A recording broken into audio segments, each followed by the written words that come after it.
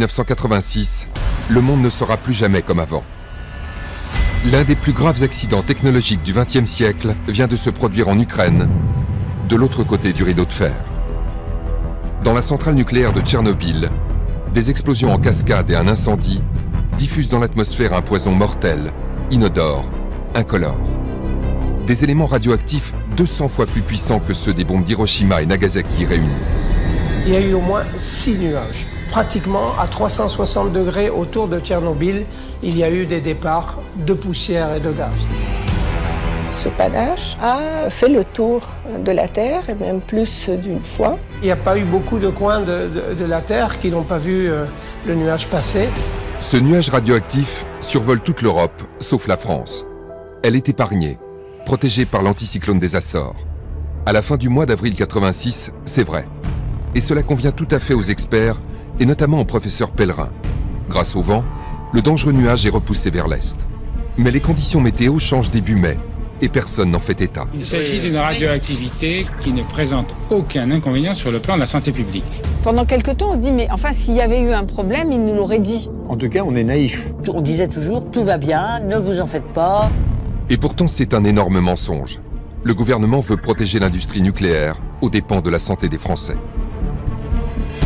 Ni le professeur Pellerin, dont c'est la mission au sein du SCPRI, le service central de protection contre les rayonnements ionisants, ni les ministres ne prennent de décision pour mettre à l'abri la population et éviter une contamination radioactive.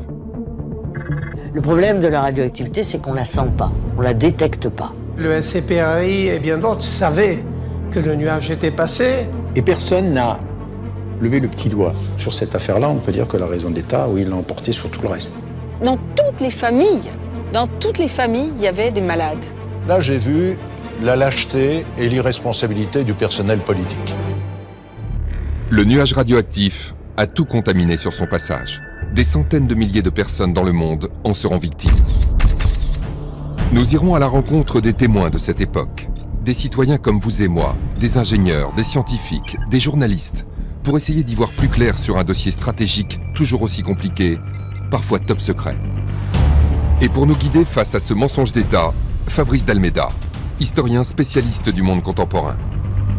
Avec lui, nous répondrons à cette question. Comment et pourquoi l'État français a-t-il caché la vérité quant aux retombées de Tchernobyl en France ?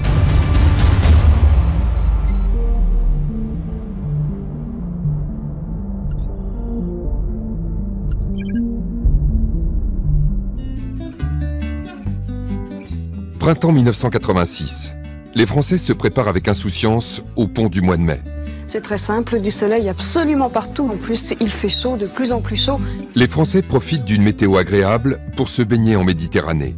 Ils n'ont aucune idée de ce qui se passe à 2000 km de chez eux, alors que la plus grande catastrophe technologique de l'histoire vient de se dérouler. Un accident nucléaire.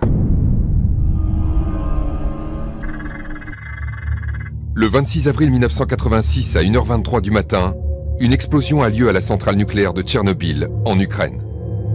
À la suite d'essais, le réacteur s'emballe et entre en fusion. La situation devient incontrôlable. La dalle de béton de 1200 tonnes qui recouvre le toit de la centrale est projetée dans les airs, puis retombe et fracture le cœur du réacteur. Deux autres explosions encore plus violentes ont lieu dans les secondes qui suivent. Plus de 100 tonnes de combustible radioactif entrent en fusion et sont projetées dans les airs. Un nuage de poussière et d'aérosols radioactifs s'envole à plus de 1 km d'altitude.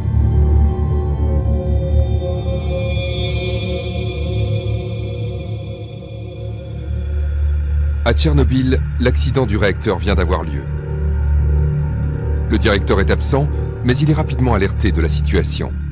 La radioactivité est tellement forte qu'aucun appareil ne peut la mesurer. La confusion est extrême. Le manque d'informations ahurissant. Tout le monde est dépassé. Le responsable de la centrale ne peut donner de chiffres précis à ses supérieurs. Il ment donc à sa hiérarchie quant à la gravité de l'accident et rassure le Kremlin. C'est le premier d'une longue série de mensonges et d'erreurs de la part des soviétiques. Ils vont dissimuler la vérité à leur population, tout en sachant que la situation est hors de contrôle. Quand ça arrive, les soviétiques eux-mêmes sont à la pêche aux informations depuis Moscou. Là-bas, je crois que la confusion était totale. Et pourtant, dans les villages environnants, la vie continue comme si de rien n'était, faute d'informations. Les responsables soviétiques refusent de mettre à l'abri les dizaines de milliers d'habitants, alors même qu'ils risquent leur peau. Il ne faut surtout pas inquiéter les gens des environs de Tchernobyl, quitte à leur mentir.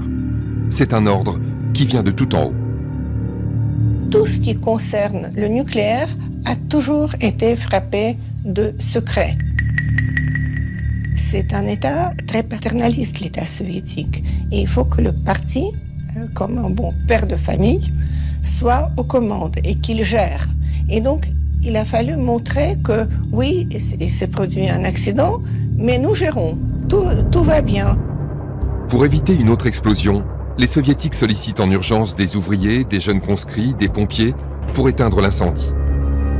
Ils s'acharnent à nettoyer le graphite brûlant sur le toit du réacteur avec des protections inadaptées. Quelques secondes contre plusieurs mois de service militaire. Quelques secondes pour la patrie. Quelques secondes pour une mort dans de terribles souffrances ou une vie sacrifiée. Les communistes envoyaient à la mort des centaines de volontaires qui ne savaient pas ce que c'était que la radioactivité et qui sont allés dans des zones où le simple fait d'être sur place pendant quelques dizaines de secondes équivalait à signer un bon pour avoir un cancer. Ce n'est que 30 heures après l'explosion que la population est évacuée. Plus de 1200 bus sont réquisitionnés.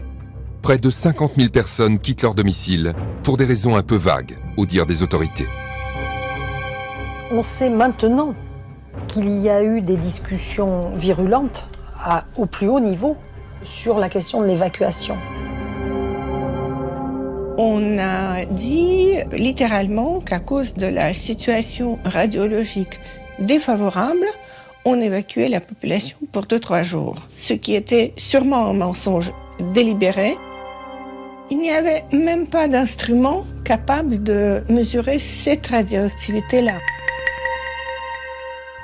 En 1986, on est encore en pleine guerre froide. L'Europe, il faut s'en souvenir, est divisée par le rideau de fer.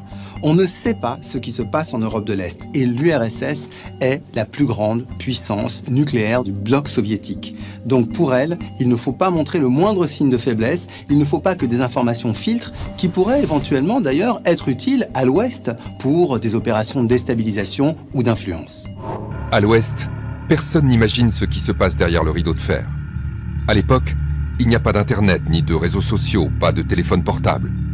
Les Français n'ont aucune idée de la catastrophe qui se déroule à 3 heures d'avion de chez eux. Aucune information ne filtre. Seuls les Suédois commencent à se douter de quelque chose. Ils décèlent une radioactivité inhabituelle et commencent à s'inquiéter. Après investigation, les Suédois réalisent que le nuage vient du RSS et interrogent leurs voisins soviétiques. Nous sommes le 29 avril 1986, 3 jours après l'explosion. Les Occidentaux entendent pour la première fois parler de la catastrophe nucléaire de Tchernobyl. Madame, monsieur, bonsoir. Accident dans une centrale nucléaire soviétique. À 19h17, l'agence soviétique TASS annonçait un accident en Ukraine dans une centrale nucléaire. La centrale de Tchernobyl en Ukraine, au nord de Kiev, des taux de radioactivité anormalement élevés. L'agence TASS, qui a annoncé exceptionnellement la nouvelle, n'a précisé ni la date, ni les conséquences de cet accident. On sait seulement qu'il y a des victimes. Les premières informations qui arrivent à l'Ouest sont extrêmement sommaires et rassurantes, en complet décalage avec la situation catastrophique. La communication est pilotée depuis Moscou. Boris Eltsine, membre du Politburo, et Mikhail Gorbatchev, secrétaire général du PC, font des déclarations pour rassurer Reagan et les dirigeants européens. Succession de mensonges éhontés. La catastrophe, d'après M. Gorbatchev, s'est passée le 25 avril. Aujourd'hui, tout serait maîtrisé et il n'y aurait pas eu de mesures spéciales d'entreprise pour protéger la population. M. Mikhail Gorbatchev est entré en contact avec le président Reagan, mais l'URSS a refusé toutes les offres d'assistance et affirme que la situation radioactive est maintenant stabilisée. Faux. L'incendie n'est pas maîtrisé. La population a été évacuée et la contamination s'étend à chaque instant. Toutes les informations du Kremlin sont tronquées. Les journalistes se font berner. Impossible pour eux de vérifier les faits in situ à cause du rideau de fer. Au même moment, le nuage de Tchernobyl avance au gré des vents. Et avec lui, le césium-137 et l'iode-131. Deux produits radioactifs issus de la fission de l'uranium qui contaminent à des degrés divers tout sur son passage. Les plantes, les sols, les cours d'eau. Les animaux sont contaminés, les hommes aussi. Après la Scandinavie, où il est détecté le 28 avril, le nuage redescend vers le reste de l'Europe, et notamment l'Allemagne, l'Autriche et le nord de l'Italie. À partir du 30 avril, Moscou commence à se rendre compte de l'ampleur de la catastrophe et interrompt toutes les liaisons satellites pour les télévisions occidentales. Toutes les liaisons satellites sont interrompues au moins jusqu'au 2 mai. Pas d'images, pas de reportages, pas de témoignages. Toujours rien de précis sur le nombre des victimes et la progression de la catastrophe. Je pense qu'on a du mal, 30 ans plus tard, en tant que journaliste, à se rendre compte de ce qu'est, à l'époque, la totale pauvreté de l'information. Il n'y a pas les téléphones portables à l'époque, il n'y a pas les télévisions par satellite. Maintenant, avec les réseaux sociaux, avec Internet, on a quand même beaucoup plus accès à différentes sources d'informations, mais ce n'était pas le cas en 86. Gorbatchev empêche aussi les Occidentaux de se rendre à Tchernobyl et refuse l'aide américaine et européenne. Pour le Kremlin, il est trop dangereux de faire venir des étrangers sur place, non pas à cause de la radioactivité, mais du secret. Les Occidentaux se rendraient compte immédiatement de l'énormité de la catastrophe. Les dirigeants soviétiques ne sont pas les seuls à masquer la vérité. La France joue à cache-cache avec le fameux nuage radioactif. Où est-il d'abord et où va-t-il? Tout dépend des vents. Le nuage est en train de partir en direction de la Sibérie. Donc en aucun cas, ça se dirigerait vers la France. Faux. Le nuage va atteindre la France. Mais les experts et le gouvernement choisissent de retenir la météo la plus clémente pour rassurer les Français et éviter un vent de panique. Le tout nouveau gouvernement peut donc vaquer à ses occupations tranquillement. Les premiers articles sur Tchernobyl sont publiés le 29 avril 1986, 3 jours après l'explosion. Des papiers pleins de contre-vérités, car les journalistes ont du mal à obtenir des informations auprès des soviétiques, mais aussi auprès du gouvernement français. En cette fin avril, aucun communiqué n'est diffusé. C'est le début de la cohabitation.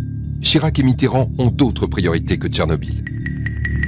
C'est le premier gouvernement de cohabitation de l'histoire de la Ve République. C'est un fait inédit. C'est-à-dire, d'un côté, il y a le président de la République, François Mitterrand, de l'autre, le Premier ministre Jacques Chirac. Ils ne se connaissent pas vraiment, ils n'ont pas encore commencé à travailler ensemble. À l'époque, il faut s'en souvenir, il y a peu de conseillers en communication. Il n'y a pas ce qu'on appelle aujourd'hui les spin doctors. Donc ça fait que dans cette période où le pouvoir s'installe, où il change, il n'y a pas de spécialistes pour la communication. Et donc, ça va pousser encore plus les experts à être sous les feux de la rampe et à passer donc dans les médias. Sur les plateaux de télévision, on invite donc les spécialistes. Ils sont une poignée, tous de fervents défenseurs du nucléaire, des purs produits de la nucléocratie française. Leur premier réflexe est de rassurer la population, même s'ils n'ont aucune information précise sur ce qui s'est déroulé dans la centrale de Tchernobyl. Ces spécialistes font des déclarations à l'emporte-pièce. De toute façon, selon eux, aucun danger, la radioactivité s'est diluée dans l'air. Tous les Français qui nous écoutent se demandent si ça va venir chez nous et si ce nuage sera très toxique. Là, on peut être catégorique, ça ne présente absolument aucun danger. Ça n'en a présenté aucun en Scandinavie. Et plus le temps passe, plus ça se disperse et ça devient totalement insignifiant. Je ne crois pas que les conséquences puissent être sensibles sur le plan de la santé des populations. Même pour les Scandinaves, la santé n'est absolument pas menacée. Cette communication de crise vise à protéger un programme nucléaire qui ne doit absolument pas être remis en cause. Dans les années 80, on est en plein développement du nucléaire en France. Il y avait une croyance en France qu'il n'y aurait pas d'accident. En 81, année où Mitterrand a été élu, c'est là qu'on a construit le plus de centrales en France. Et donc, le fait qu'une centrale explose et que la radioactivité émise par cette centrale qui était à 2000 km vienne polluer notre environnement en France, c'était un événement absolument considérable et non maîtrisable. Donc dans un premier temps, ils ont essayé de nier l'affaire, puis de la minimiser. L'homme qui joue le rôle principal dans la stratégie de réassurance de la population, c'est lui, le professeur Pellerin. Il dirige le SCPRI, le Service central de protection contre les rayonnements ionisants. Un organisme dont la mission est de surveiller la radioactivité dans l'environnement et dans les produits de consommation. On a fait tellement de catastrophisme sur le plan du nucléaire qu'on risque de déclencher des paniques. Si le professeur Pellerin avait donné l'alerte, la situation aurait été tout à fait différente. Il aurait pu prendre des décisions sanitaires pour protéger les Français, mais il ne l'a pas fait, alors même qu'un nuage radioactif chargé de dizaines de radioéléments contamine tous les pays qu'il survole. Il s'agit d'une radioactivité qui est notable, qui est mesurable, mais qui ne présente aucun inconvénient sur le plan de la santé publique. Le professeur Pellerin était persuadé qu'on allait s'engouffrer dans cet accident pour remettre en cause le nucléaire en France. Et lui, il s'était donné pour charge de le développer. Pour lui, c'était une obsession. Il fallait cacher tout ça, tout ce qui pouvait nuire à l'image du nucléaire. Ça ne menace personne actuellement, sauf peut-être dans le voisinage immédiat de l'usine. Et encore, c'est surtout dans l'usine que je pense que les Russes ont admis qu'il y avait des personnes lésées. Pellerin est médecin et s'improvise expert météo. Pour lui, le nuage est inoffensif. Son avis est tranché et définitif. Le jour même de cette intervention sur le plateau de TF1, le dangereux nuage radioactif survole pourtant l'Hexagone. Ses champs, ses écoles, ses bacs à sable. Mais aucun expert ne l'avoue. Cette information est cachée. La France, c'est un grand pays du nucléaire. C'est le pays de Madame Curie, c'est le pays de Becquerel.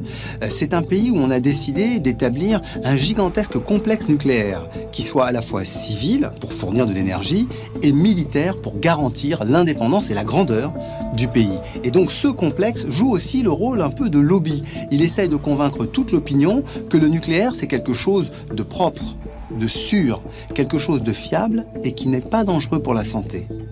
Mais est-ce que c'est si vrai que ça? Toutes les centrales nucléaires sont dangereuses, surtout quand elles explosent, comme celle de Tchernobyl. Elles libèrent dans l'atmosphère des gaz et des poussières très nocifs pour la santé. Les masses d'air contaminées qui ont atteint la France contenaient une vingtaine d'éléments radioactifs. Césium-137, césium-134 qui sont des métaux, l'iode-131 qui est un gaz. Toutes ces substances radioactives, les gens vont les inhaler et les gens vont ensuite consommer des aliments qui sont contaminés par ces substances qui se sont déposées sur les sols et donc qui ont contaminé la chaîne alimentaire. Donc ça va passer dans le sang très rapidement et donc ça va aller charger des organes différents. Le césium va aller dans les muscles, il y en a d'autres qui vont dans les os comme le plutonium ou le foie. Le cœur, les intestins, la tête, les glandes sont aussi touchées par les radionucléides. Mais l'organe qui est le plus sensible à l'iode-131 est la thyroïde. Le problème pour l'iode, c'est qu'il se fixe au niveau de la thyroïde. Dans les 10 minutes, c'est dans le sang. Et au bout d'un quart d'heure, ça commence à arriver à la thyroïde. Au bout de 6 heures, tout ce que vous avez dans le sang est dans la thyroïde. C'est pour ça qu'on dit qu'il faut donner des pastilles d'iode pour saturer la thyroïde, afin que lorsqu'arrivent les produits radioactifs, il n'y a plus de place. Mais si vous les donnez 6 heures après, il n'y a plus de place. Les produits radioactifs, ils sont là. Donc ce qu'on peut constater, c'est qu'à l'époque, certains groupes de population ont subi des doses de radiation, en particulier à la thyroïde, qui dépassaient largement les limites sanitaires. Et c'est pourquoi il aurait fallu prendre des mesures de protection. La France est un des seuls pays pratiquement en Europe à n'avoir pris aucune mesure de protection. Et pour cause. Pour le professeur Pellerin, le nuage de Tchernobyl est loin de l'Hexagone et les radioéléments se diluent dans l'atmosphère. Les faibles doses de radioactivité sont inoffensives. De nombreux experts partagent son point de vue dans les années 80. La population française est donc hors de danger. Pourtant, le nuage survole toute l'Europe. La Suède, l'Allemagne, l'Italie, la Belgique, la Suisse, sauf bizarrement la France. Alors en France, on ne s'inquiète pas pour l'instant, avec raison semble-t-il, car notre pays jusqu'à présent a été complètement protégé de ces retombées radioactive. Il y a l'anticyclone des Açores qui est né mardi dernier, donc sur les Açores, puis qui a gonflé, s'est développé sur l'Atlantique. La météo affirme qu'il restera jusqu'à vendredi prochain suffisamment puissant pour offrir une véritable barrière de protection. Il bloque en effet toutes les perturbations venant de l'Est. Voilà ce que l'on sait sur le plan météo. Donc, disons qu'on peut être inquiété, mais pas menacé. Ce sont donc les vents qui nous ont sauvés. Les experts nucléaires surfent sur cette météo exceptionnelle pour rassurer encore une fois les Français en insinuant qu'il n'y aura aucune retombée radioactive sur le territoire. Cette fameuse phrase sur le nuage qui s'est arrêté à la frontière française, ce n'était pas Pellerin qui l'a prononcée, même cette phrase exacte n'a jamais été prononcée. Mais tout le monde l'a laissé entendre. Alors si ça va venir chez nous, ça je crois qu'il faudrait demander aux spécialistes de la météo. Mais par contre, la toxicité, là on peut être catégorique, ça ne présente absolument aucun danger. Tout ça dépend de la météo, après des vents. Je ne pense pas que ça puisse aller à une échelle supérieure à quelques dizaines de kilomètres aux alentours de la centrale. En clair, les experts du nucléaire enfument tout le monde. Le français moyen, comme les journalistes. Ce qui nous aide pas, c'est de ne pas savoir très exactement où circule le nuage, où circulent ces éléments radioactifs. Si je peux faire une comparaison avec Fukushima, vous aviez une description des vents juste après les débuts de la catastrophe et vous la trouviez sur Internet. En 86, quand vous voulez savoir ce qui se passe pour le nuage, eh bien, vous avez intérêt à avoir des bons copains à la météo qui vous décryptent les images satellites. Pendant 10 jours, la vérité est cachée. Tout le monde pense que l'Hexagone est épargné par le nuage. Les Français sont donc sereins. Pourtant, le nuage radioactif atteint notre territoire le 29 avril 1986, soit 3 jours après la catastrophe. Le danger est là, au-dessus de nos têtes. L'Est et le Sud-Est de la France sont touchés en premier. Puis le nuage remonte au nord par la vallée du Rhône. Un peu partout sur le territoire, les détecteurs de radioactivité des centrales nucléaires sonnent. Ils décèlent des radioéléments dans l'atmosphère, à Cruas, à Fessenheim, à Saclay, partout, sauf en Bretagne. Les Corses sont les moins chanceux. Il pleut et le nuage radioactif stagne au-dessus de l'île de Beauté pendant plusieurs jours. À Ajaccio, le radiamètre de la caserne des pompiers sonne. C'est Christian Garrido qui est responsable de la garde à ce moment-là. J'ai le souvenir qu'un des appareils que nous avions disposé dans la caserne pour mesurer la radioactivité de l'air, donc s'est mis en œuvre dans la fin d'après-midi. Et puis ce jour-là, il y avait quand même une atmosphère un peu particulière puisque il y avait ces masses nuageuses, cet air humide, cette ambiance qui a fait un petit peu accroître notre inquiétude. Et on s'est dit, là, il y a véritablement un problème sérieux. J'ai alerté mes supérieurs hiérarchiques, notamment le chef de centre, et qui m'a demandé de faire une main courante auprès des services préfectoraux. Et il y a eu à nouveau des sonneries le jour d'après, le 3. Et donc dans la semaine ou les 10 jours suivants, je veux dire, l'appareil a été enlevé et on ne l'a plus retrouvé, quoi. On en a conclu qu'on avait mis un petit peu le pied où il ne fallait pas le mettre. Et puis bien plus tard, on essayé d'aller voir si on avait trace de notre signalement. Et curieusement, la page de réception de cette alerte avait été arrachée. À plus de 1000 km d'Ajaccio, le scénario se reproduit à Saclay, au commissariat à l'énergie atomique. Jean-Claude Zerbib est ingénieur d'astreinte le 1er mai, 4 jours après la catastrophe. Vers 9h30, 10h, on a eu les premières anomalies sur le site. Donc on a assez rapidement mesuré les filtres de l'installation et on a découvert tout un bouquet de produits radioactifs. Donc on a compris que ce n'était pas de l'intérieur, mais ça venait de l'extérieur. Donc on a prélevé tous ces filtres qui étaient dans l'installation et tout de suite autour. On a vu que la contamination était généralisée. Rapidement, Jean-Claude Zerbib contacte ses collègues dans d'autres laboratoires du CEA, à Fontenay-aux-Roses ou à Cadarache, près d'Aix-en-Provence. Là-bas aussi, la contamination est détectée. Nous avons demandé à mesurer des salades, des carottes, de l'eau. Et on a vu qu'on trouvait le bouquet de produits radioactifs partout, dans les produits de consommation, dans l'herbe et dans l'eau.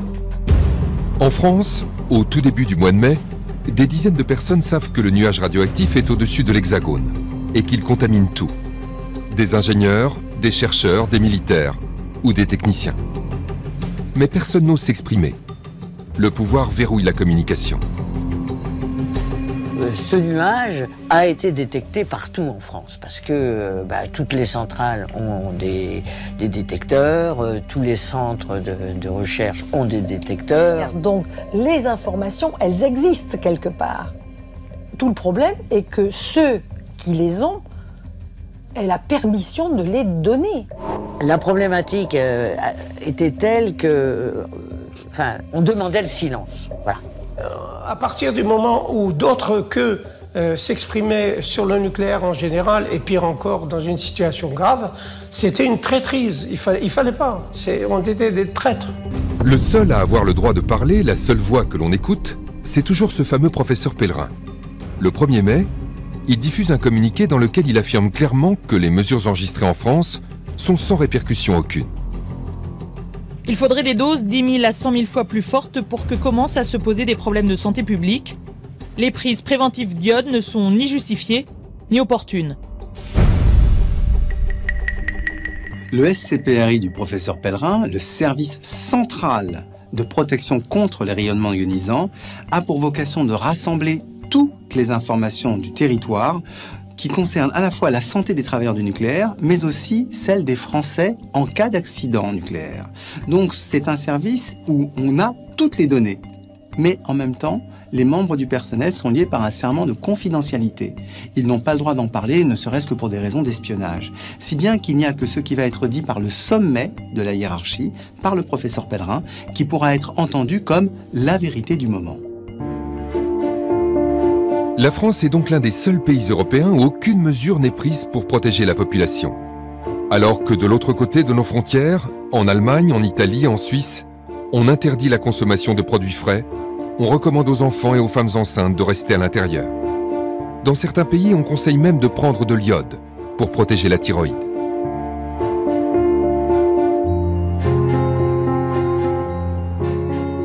Dans l'insouciance générale, certains commencent à douter. Les fauconniers habitent en Balagne, à une encablure de Calvi.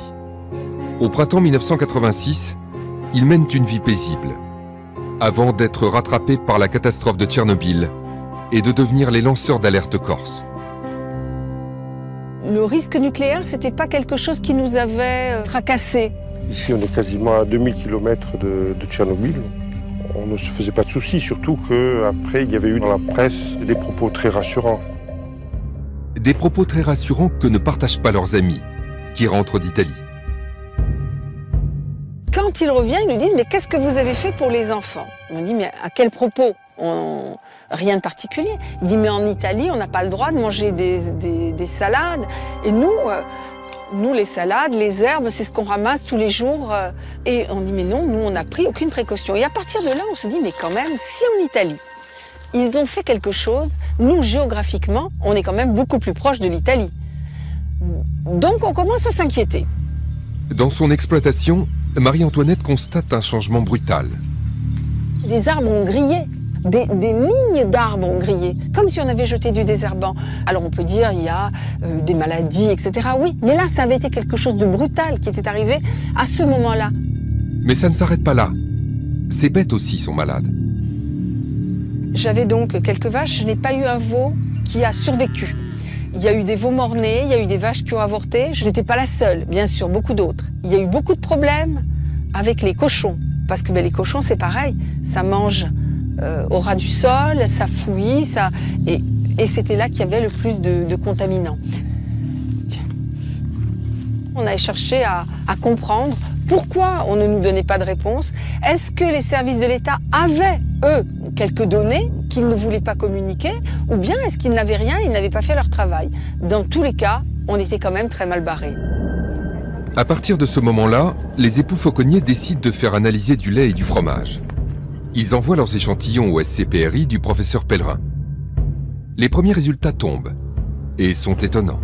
Il nous fait part de la contamination du lait en minimisant, en nous disant bon, il y a 320-360 becquerels par litre de lait d'iode 131. C'est insignifiant, ça représente quelques cigarettes supplémentaires dans la journée. J'ai trouvé ça assez curieux comme comparaison. Quelques semaines plus tard, dans un autre laboratoire, indépendant du SCPRI, ils testent à nouveau le lait de brebis et de chèvre. Et là, les chiffres n'ont plus rien à voir. Ils ont estimé que la contamination initiale pouvait être de l'ordre de 5000 becquerels au début du mois de mai. Plus tard, on s'est aperçu que la contamination localement, début du mois de mai, était plutôt de l'ordre entre 10 000 et 20 000 becquerels par litre de lait.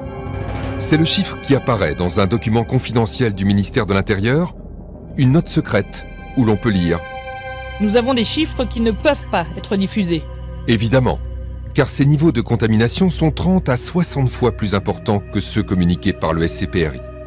Des chiffres très largement au-dessus des limites acceptées par la CE.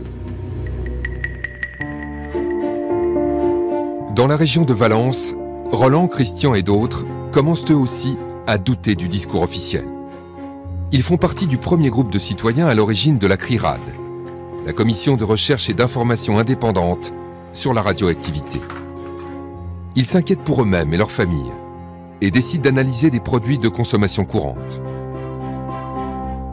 On est en même temps soucieux de notre santé, celle de nos enfants, et en même temps on est des citoyens, on a envie de savoir. Et là, c'est vrai qu'on a essayé d'interpeller les labos qui étaient censés pouvoir faire des mesures. Alors c'était chez EDF, chez Areva, à Grenoble, au CEA, etc. Et évidemment, toutes les portes se sont fermées. La CRIRAD contacte un chercheur au laboratoire de physique nucléaire de Lyon. Dès les premières analyses qu'on a faites avec le professeur Béraud, on a pu voir qu'on trouvait de la contamination radioactive dans tous les échantillons qu'on mesurait. Tous. Par contre, à des niveaux extrêmement variables, qui ont fait que, à la ferme où on était, ou la ferme d'à côté, on n'a pas eu forcément les mêmes contaminations. La CRIRAD réalise plus de 500 analyses de radioactivité au moment de Tchernobyl. Par exemple, dans la Drôme, le thym peut être contaminé par le césium-137 à des niveaux très différents. Les valeurs s'échelonnent entre 24 et plus de 16 000 becquerels par kilo. Le professeur Pellerin disait, ben voyez, là, il faisait des moyennes par département, lui, par région. Et vous voyez, la moyenne des inférieurs. Donc, tout va bien. Tout va bien, mais tout est faux. Le service du professeur Pellerin bricole les données et s'arrange pour donner des moyennes toujours inférieures aux limites européennes de contamination.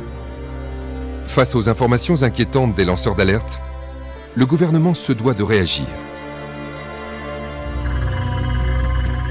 Le 6 mai 1986, 10 jours après l'accident de Tchernobyl, la communication officielle dérape.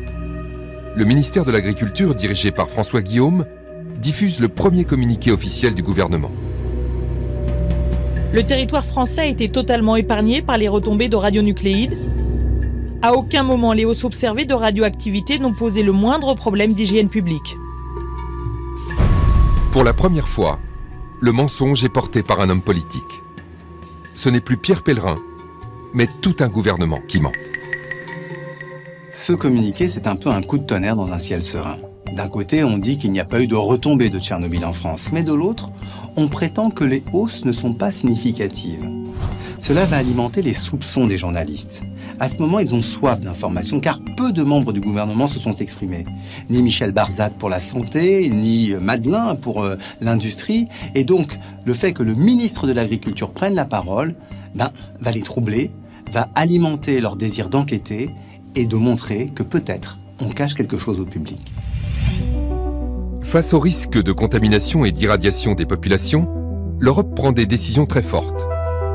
La CE interdit les importations de viande en provenance des pays de l'Est.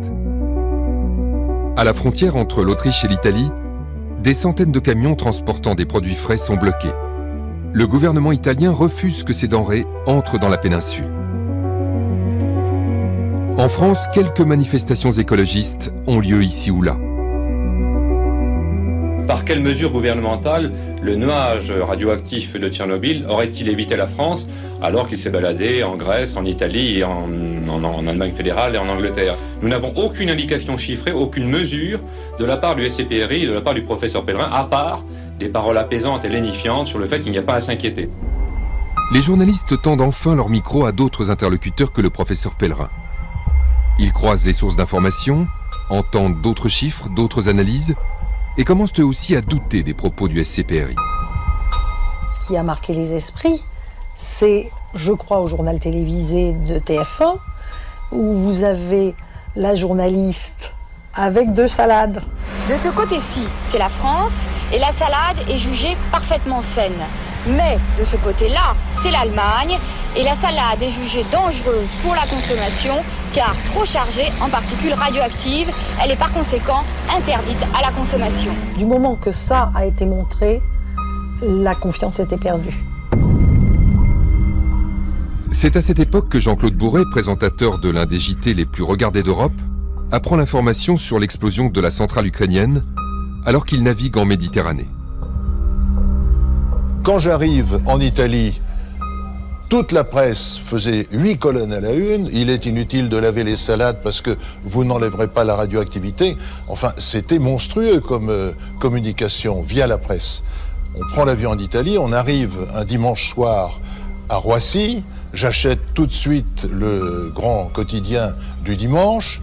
Rien à la une, rien à la 2, et je vois en page, je sais plus, 14 ou 17, un tout petit entrefilet comme ça, il y avait 4 phrases. Tchernobyl, incendie maîtrisé dans la centrale nucléaire. Je me dis, mais c'est pas possible. 14 jours après la catastrophe, il décide d'inviter le professeur Pellerin sur le plateau de son 20h. Il ne l'a pas prévenu, mais il a aussi convié la scientifique Monique Senet. Quand j'ai vu M. Pellerin, j'ai senti ça l'embêtait que je sois présente. Je voyais bien que Pellerin avait très peur de Monique Senet. Ça se voyait parce qu'il était inquiet. Le problème avec les becquerels, c'est que le coefficient de passage n'est pas de 100 mais de 27.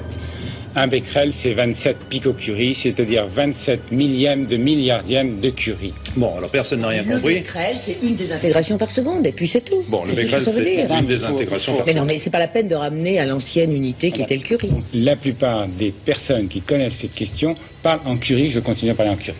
Bon, alors si tout le monde parle en becquerel et que vous parlez en picocurie, alors déjà qu'on n'y comprenait pas grand-chose, là, on est complètement perdu. Il s'est mis à employer des mots que en fait, personne ne pouvait comprendre. Et en plus, il s'est complètement trompé. Il a dit des valeurs à la place des autres, etc. Alors moi, je me disais, mais qu'est-ce qu'il est en train de faire ? Monsieur Pellerin, vous avez une conception de l'information qui est totalement différente de la mienne. Moi, je pense personnellement qu'on ne panique jamais les gens à leur dire la vérité et à leur expliquer exactement, même en disant que c'est une désintegration par seconde, des choses comme ça, en leur expliquant exactement. Nous l'avons. Si vous ne le faites pas, si vous ne le faites pas, votre crédibilité sera morte et celle de vos techniciens, ce qui est plus grave. C'est là qu'il nous a révélé que le nuage avait bien traversé la France, qu'il y avait des taux de radioactivité 400 fois supérieurs à la normale, mais que 400 fois 0, ça faisait 0. Donc les gens ne comprenaient pas. Alors il y a un nuage, mais c'est 0. Je crois qu'ils ne savaient plus très bien comment se sauver. En France, nous sommes montés là à 400 dans certains points. 400 fois supérieur à la radioactivité. À ce que nous avions avant. Ouais. Ça, c'est les chiffres qu'on découvre aujourd'hui. Voilà. En fait, les cartes qu'il avait amenées étaient des cartes de moyenne. Il s'est appuyé là-dessus. Et il n'a pas voulu entendre le fait qu'il y avait eu de la pluie et qu'éventuellement, c'était pas du tout comme ça. Il a perdu toute crédibilité cette fois-là et le gouvernement a perdu aussi sa crédibilité. Et ça, c'est ça qui est très dommage. Après l'aveu de Pellerin devant 8 millions de Français, la presse crie au scandale. Si Libération titre « mensonge radioactif », c'est qu'on était dans le mensonge. Donc là, enfin, il était admis tout simplement qu'il y avait quelque chose. Déjà admettre qu'il y avait quelque chose. Puisque ce sont des choses qui ne se voient pas. Le gouvernement réagit pour la première fois. Une cellule de crise est mise en place avec à sa tête Alain Madelin, le ministre de l'Industrie chargé du dossier du nucléaire. Il dirige la communication et s'exprime largement dans les médias. Personne ne peut dire qu'à un moment donné, la sécurité des Français était menacée. C'est pas vrai. Il n'y a pas une maillon faible dans la sécurité des Français. il y a eu un maillon faible dans la procédure de communication. Alain Madelin ment quand il assure qu'on a protégé les Français. En revanche, il a raison quand il évoque un problème de communication. 18 jours après l'explosion de Tchernobyl, quand Alain Madelin prend la parole, il dit qu'il n'y a pas eu de mensonge, qu'il n'y a pas eu de dissimulation, simplement une erreur de communication. Donc d'une certaine manière, il déplace le problème. Ce n'est pas une question nucléaire, c'est une question de propagande. Et là, cette notion me paraît importante, parce que des personnalités comme Alain Madelin sont quand même restées dans l'idée qu'ils n'ont pas démérité, que le gouvernement n'a pas grand-chose à se reprocher, qu'au fond, on pourrait dire qu'il ne s'est rien passé en France en avril 1986. Cette position n'est pas du tout partagée par les lanceurs d'alerte. Dans la Drôme et l'Ardèche, la CRIRAD, la Commission de recherche et d'information indépendante sur la radioactivité, s'est constituée pour prouver le contraire et démontrer qu'il y a bien eu une contamination en France à la suite de l'explosion de Tchernobyl. Depuis 3 décennies, Roland et Christian réalisent un peu partout dans l'Hexagone des prélèvements de sol, de plantes, d'eau. Aujourd'hui, ils retournent chez ces éleveurs à la retraite. Bonjour. En 1986, leur lait était radioactif. J'ai retrouvé un échantillon qui vient bien de chez toi. C'est une activité en césium-137 de 134 becquerels. C'est pas énorme, mais c'était déjà presque 9 mois après l'accident. Et ça veut dire qu'au printemps, il y en avait évidemment beaucoup plus. À l'époque, les agriculteurs ont pris une décision courageuse. Ils ont décidé de ne pas vendre leur lait car ils le savaient dangereux. Mais rien ne les y obligeait. Le gouvernement, en 86, n'a pris aucune décision pour interdire la commercialisation de produits frais contaminés. Avant de quitter l'exploitation, Roland et Christian se dirigent vers le potager pour prélever des légumes et constater que la radioactivité est toujours là. On n'est pas revenu à un niveau antérieur à Tchernobyl, ça c'est certain. Le césium-137 qui est déposé n'est plus a priori à la surface, mais comme il a une demi-vie de 30 ans, il n'a diminué que de moitié, lui. Alors, certaines espèces vont les garder plus longtemps, certains sols vont les garder plus longtemps, mais on n'est pas revenu au zéro. Mais ailleurs en France, la situation est beaucoup plus grave. Dans certaines zones très spécifiques du parc national du Mercantour, par exemple, il existe des endroits que les scientifiques appellent « taches de léopard », où la contamination est extrême. Alors, sur ces sols du Mercantour, là, on a des niveaux de contamination qui sont vraiment extrêmement élevés. On est à plus de 100 000 becquerels par kilo sur des points d'accumulation très particuliers. C'est-à-dire que quand les masses d'air contaminées de Tchernobyl ont survolé certains secteurs des Alpes et qu'il neigeait, la neige a entraîné les particules radioactives qui ensuite se sont redispersées en fonction du vent et ont donné des amas de neige. Et à la fonte des neiges, ce césium s'est ensuite accumulé dans des zones très particulières. Et là, on a des sols qui sont contaminés à un niveau tel qu'on peut vraiment parler de déchets radioactifs. Encore aujourd'hui, 30 ans après la catastrophe de Tchernobyl. Des données qui sont confirmées aujourd'hui par l'IRSN, l'Institut de radioprotection et de sûreté du nucléaire, l'organisme qui a succédé au SCPRI du professeur Pellerin. Des chiffres qui montrent que le professeur Pellerin a menti sur le plateau de TF1 en 1986. Comme le confirme Philippe Renaud, expert en radioactivité environnementale à l'IRSN. On s'est aperçu qu'il y avait une méconnaissance de ces dépôts radioactifs, une méconnaissance qu'il a fallu une grosse quinzaine d'années pour combler. Et donc on a commencé à penser qu'effectivement les cartes officielles de l'époque étaient fausses. Si on prend l'exemple de l'Est de la France, le SCPRI annonçait finalement une vingtaine de becquerels par mètre carré pour le césium-137. Nous, ce que nous avons mesuré sur la région Alsace, par exemple, c'est une moyenne de 7000 becquerels par mètre carré, c'est-à-dire au moins 300 fois plus, avec des zones de la Corse à l'Alsace où on a même des niveaux de 30 000 becquerels par mètre carré en césium-137. Un niveau extrêmement fort qui s'est avéré dangereux pour les populations rurales de l'Est, du Sud-Est et de la Corse. Aujourd'hui, les experts du nucléaire estiment que les Français les plus touchés ont absorbé 1 millisievert, soit l'équivalent de la radioactivité reçue lors d'un scanner, d'une radio ou de 16 allers-retours Paris-New York. car en altitude, on reçoit plus de radioactivité. Cette dose-là, on estime qu'elle a probablement donné lieu à quelques dizaines de pathologies thyroïdiennes. Quelques dizaines de malades pour toute la France, selon l'IRSN. Bilan inacceptable pour les lanceurs d'alerte, les journalistes et les scientifiques indépendants. La radioactivité, même à faible dose, a des effets. Tous ceux qui ont fait le suivi des populations ont constaté qu'il y avait non seulement des cancers, mais il y avait toutes sortes de maladies qui se développaient et de façon massive. Et moi, j'ai eu les scientifiques qui travaillaient sur ce dossier qui m'ont dit « on a eu des pressions terribles, je suis obligé d'arrêter ». Sur le terrain, Denis Fauconnier a constaté que le nombre de malades liés à Tchernobyl était beaucoup plus important que les chiffres officiels. J'ai constaté dans ma clientèle des thyroïdites, des goitres déstabilisés, les leucémies, les thyroïdites de Hashimoto et les pathologies chez des enfants qui ont été irradiés à l'état de fœtus. Et là, en Corse, dans notre secteur, tous ces indicateurs sont au rouge. Avant Tchernobyl, les gens n'avaient pas ces problèmes de thyroïde. Après Tchernobyl, ça a pris la quasi-totalité de la pathologie. Et dans toutes les familles, il y en avait. En Corse, selon une étude scientifique italienne, près de 30% des hommes ont un surrisque de cancer de la thyroïde. Pour les autres pathologies thyroïdiques, le surrisque est de près de 80% pour les hommes, 55% pour les femmes et plus de 60% pour les enfants.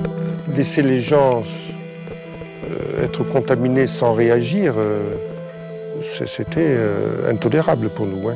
Il était vraiment possible de prendre des mesures de protection de la population, les pastilles d'iode par exemple, le retrait des étalages de certains produits les plus contaminés, et ça, il fallait le faire. Au début des années 2000, les malades créent des associations pour défendre leurs droits. Soutenues par la CRIRAD, plus de 600 personnes portent plainte contre X. C'est Marie-Odile Berthelat-Geoffroy qui instruit le dossier. C'était le but de l'instruction, de voir s'il y avait eu des dysfonctionnements, et effectivement, il y en avait eu. On a complètement caché la vérité aux Français. Impossible pour la juge de prouver le lien de causalité entre le passage du nuage et les maladies qui ont suivi. Elle met donc en examen pour tromperie aggravée un seul homme, le professeur Pellerin. Mais elle reste convaincue que le gouvernement était au courant. Concernant la formation des ministres, je n'ai pas trouvé de documents écrits, malgré toutes les perquisitions qu'on a faites. Monsieur Pellerin était ce qu'il était, mais ce n'est pas possible qu'un fonctionnaire prenne des décisions de cette importance sans en référer. C'est pas possible. En 2011, la Cour d'appel de Paris prononce un non-lieu. Une décision qui surprend la juge et les associations de victimes. Oh bon, j'ai trouvé que c'était pas juridique. Hein. Encore une fois, le parquet ne souhaitait pas de procès dans ce type de dossier. Sur cette affaire-là, on peut dire que la raison de l'État, oui, l'a emporté sur tout le reste. Ça s'est passé au plus haut niveau de l'État. Le professeur Pellerin, il a caché, c'est clair. Il a menti, c'est clair. Et personne ne s'est préoccupé de démentir ce qu'il disait. Personne. Et surtout pas les responsables politiques. Ça reste hypersensible. Oui. Bien sûr. Mais les intérêts sont tellement énormes. On est avec des centaines de milliards qui sont en jeu. Donc vous comprenez bien que là, on ne fait pas joujou. 30 ans après l'explosion de Tchernobyl, le dossier nucléaire reste hypersensible et opaque. Toute la vérité n'a pas éclaté. Tchernobyl, mensonge d'État, un mensonge pour protéger l'énergie nucléaire et pour protéger la puissance militaire française. Un mensonge patriotique en somme. Aujourd'hui, une épaisse chape de plomb recouvre le dossier Tchernobyl, à l'image du sarcophage de la centrale. Les preuves, les chiffres, les analyses sont systématiquement enterrés par un lobby puissant. Normal, puisque le nucléaire est une énergie essentielle dont personne ne peut se passer, malgré les risques qu'elle nous fait courir. Quand une explosion a lieu, les impacts écologiques et sanitaires sont dramatiques et s'étendent dans le monde entier pendant des siècles. 30 ans après la catastrophe, impossible donc de dresser un bilan fiable et objectif de l'accident et de connaître le nombre de victimes. Des centaines, des milliers ou des milliers.